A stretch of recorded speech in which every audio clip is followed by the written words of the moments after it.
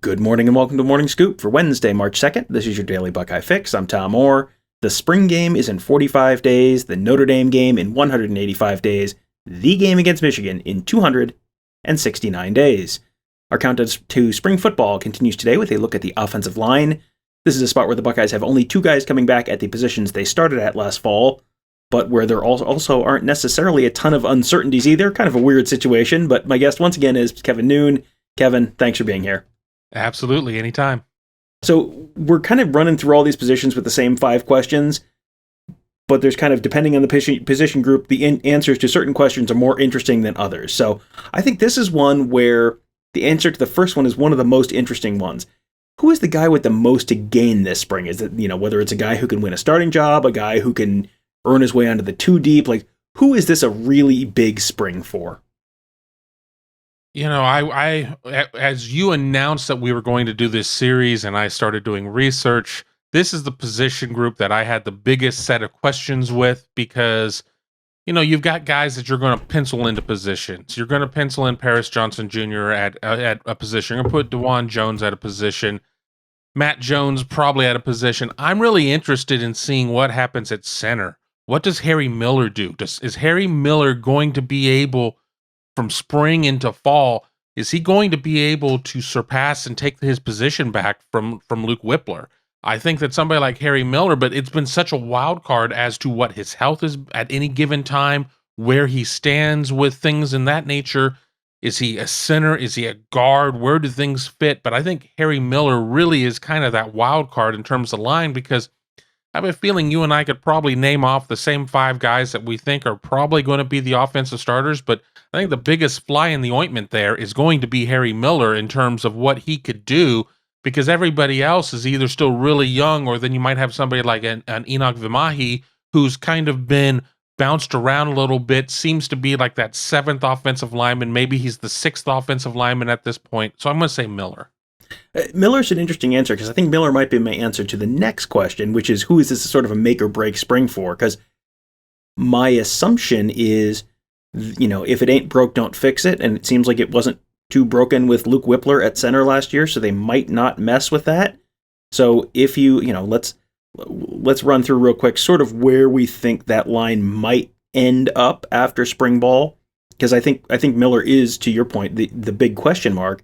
Paris Johnson at left tackle to me, Matt Jones at left guard, Luke Whippler at center, either Harry Miller or Donovan Jackson at right guard, probably, and then DeJuan Jones at right tackle. That's probably, if you spot me those 6 guys, I would say those are probably, I'm going to get the starter out of 5 of those. And if, does Enoch Vimahi somehow go in, kick back inside? He played tackle last year. Does he kick back inside and win that right guard job? That's a possibility. But it feels like that's kind of where things stand. To me, the next question and who this is a make or break spring for, where, if you don't win a job this spring/summer, the opportunity may have passed you by. That may be the Harry Miller answer, where he was the starter at left guard, and then they played him at center against Michigan State in 2020 when they had all those COVID cases. He was really had earned his spot in the starting lineup, and then missed all of last season, and maybe have gotten a little bit Wally pipped by Luke Whippler. So, if it's not Miller on that, for this question, who is this a make or break spring for? I was never told that I couldn't put a player in multiple positions for this. So, I mean, well, if that's your answer, that's your answer. That's okay. I mean, and let's remember this: if it ain't broke, don't fix it. But they have a new offensive line coach. Justin Frye may come in and have a different view of how some things are going to be. I don't think that Justin Frye is going to come in and just throw all the plates up in the air and see what lands and what breaks and whatnot. But I don't know if necessarily that they're going to come in and just sit there and say that everything that was done last season is what they want to be able to do this season. And let's not be wrong. I mean, Ohio State was I think a semifinalist, maybe even a finalist for the Joe Moore Award for best offensive line out there, but there were obviously some problems in terms of the run blocking. I mean, some of that maybe with the play call, some of it I think was just structural with what was going on. So yeah, I do think Harry Miller is the guy that could have that kind of that make or break, because I think there are a lot of guys, and I don't like singling guys out for this type of instance, but I think there are a lot of younger guys who are becoming middle of their career type of guys that are going to need to have that breakthrough type of season, or they could be gone by the end of spring, or they could definitely be gone by next season, the 23 season, because whatever you look at here, I mean, you're only really going to be going about 6 or 7 deep on your offensive line. You certainly want to have the young guys who are going to be ready to go, but I think you're going to see some guys that are going to have to make some difficult decisions. Harry Miller seems to be the one who's the most obvious in terms of he's a little further along than some of this next wave of players that we're talking about. But what does that mean for Harry Miller? And as you said, I mean, he could slide to guard. So what does that mean then for a Matt Jones or a Donovan Jackson? Because Donovan Jackson was a former 5-star. He's too good not to have on the field. Now, if he can't get it done, let's not forget it took Nick Petit-Frere a little bit of time to get on the field too. But I don't think anything with Donovan Jackson has to deal with him not being able to maintain weight or some things there. I just think that it's just he's been blocked from getting on the field based on who they've had before, and I think he's going to have a huge spring and really cement himself into the starting lineup. Jackson's a really interesting case because you look back to last year, he was a true freshman offensive lineman. I don't think he was even in last spring. I think he came in during the summer, and he was someone who day one in that Minnesota game, they had a package where he wore number 41, so he could come in as sort of an extra jumbo blocker and line up as a tight end, as a supersized tight end. They very obviously like him. They very obviously trust him. So to be able to do that as a true freshman, that was pretty significant to me. That's one of the reasons I kind of think I probably have him in that right guard spot. I think they pretty obviously like him. But yeah, to your point, there are a lot of guys who typically the third year is where you have guys sort of reach that inflection point in their careers. And there's they brought in 6 guys, right? 6 offensive linemen, 5 offensive linemen in that 2020 class. And really, you've only seen one of them really contribute. And some of those guys have had injury issues, all that kind of stuff. But yeah, it's kind of a big spring for some of those guys as well.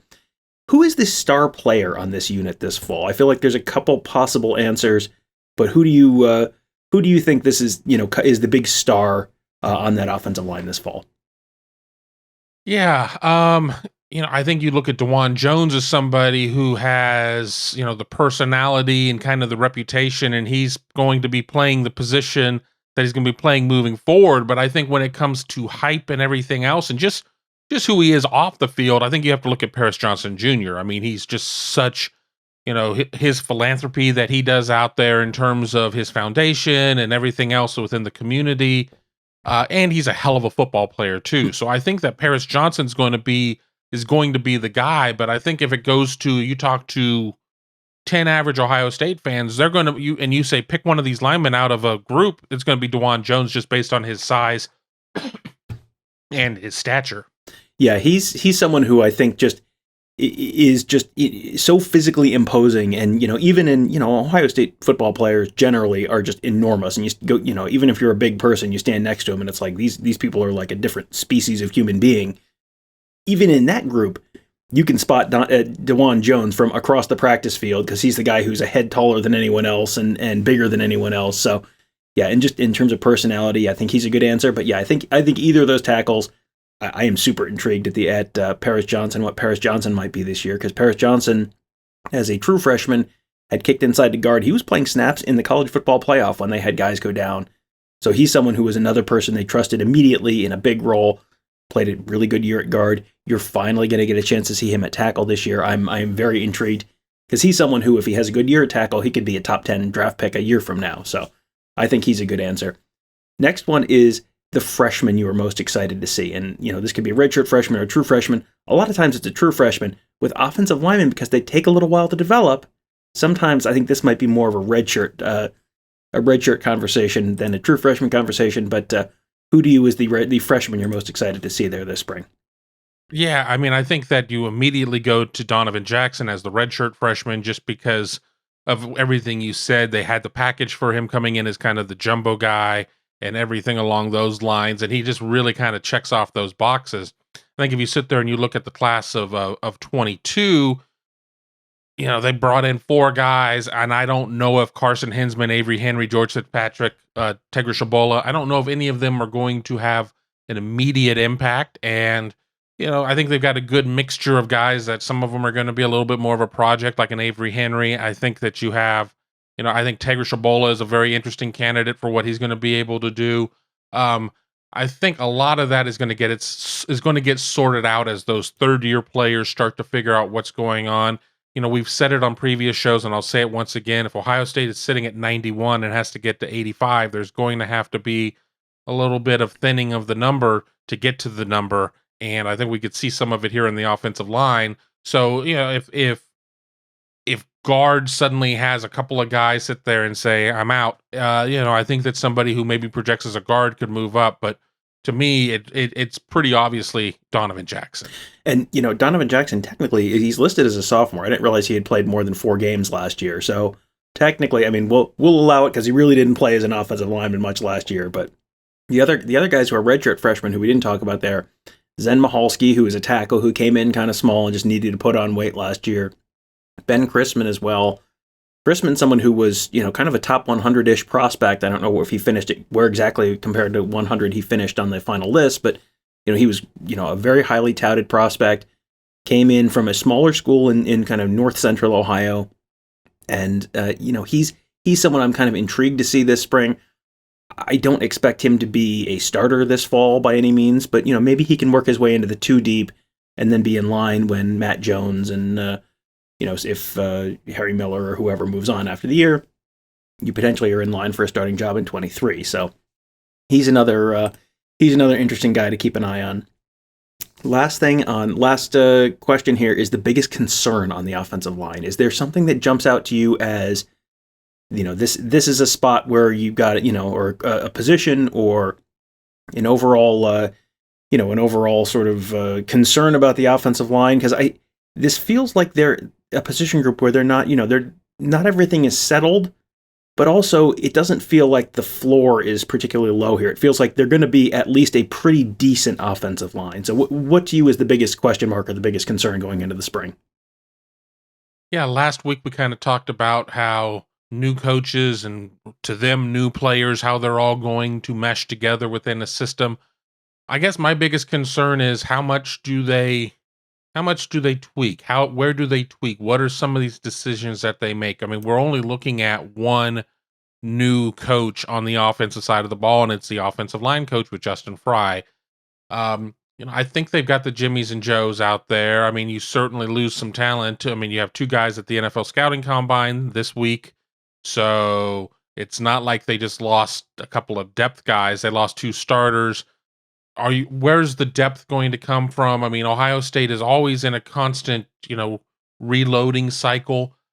Maybe there's not as much depth there that is known, but certainly were we talking about Matt Jones early in his career? I don't know if we were talking about him a lot. I certainly wasn't. So I think whether or not where the depth comes from or what Justin Frye is going to mean in terms of what does Ryan Day tell Justin in terms of what's going on, other than we want to be more consistent both in run and pass? I mean, okay, that's great. I mean, that's you wave a magic wand over the top line. I think you're going to find a lot of coaches out there that are going to be instructing their offensive line coaches to do that. But exactly what screws are twisted and turned and tightened, how does that work out? Yeah, and I think you could have an interesting conversation about these short yardage struggles, and it wasn't atrocious last year for the offensive line, but the ability to pick up 3rd and 1, 3rd and 2, 4th and 1, 4th and 2, 3rd and goal from the 1, 3rd and goal from the 2.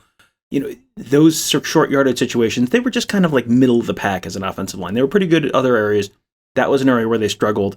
Does that get solved by no longer having 4 tackles on the line? Does that get solved by some schematic changes or some technique changes that Justin Frye brings? Does that change with maybe just some different tweaks to the run game or the offense on the whole? That'll be something that's interesting to watch this spring as well. So thank you again to Kevin for joining me. If you like hearing Kevin talk about Buckeye football, friends, I have great news. He has his very own podcast. It's called Big Me Kickoff. Get it? Because his last name's Noon. I like that.